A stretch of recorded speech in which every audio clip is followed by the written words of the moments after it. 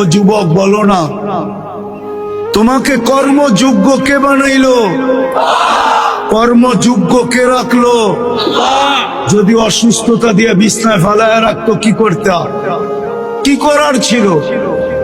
অভিযোগ, থানায় কেস, কোর্টে যায় আপিল, র্যাবের কাছে নালিশ, কি করার ক্ষমতা ছিল?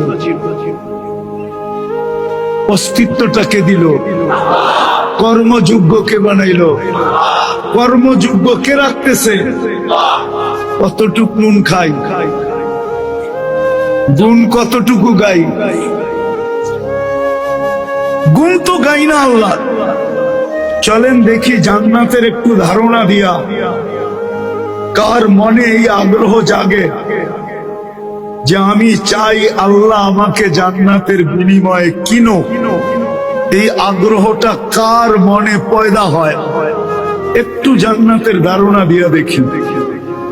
আল্লাহ কিন্তু জান্নাত দিয়ে কিনতে চাইতেছেন। কিনবে কে?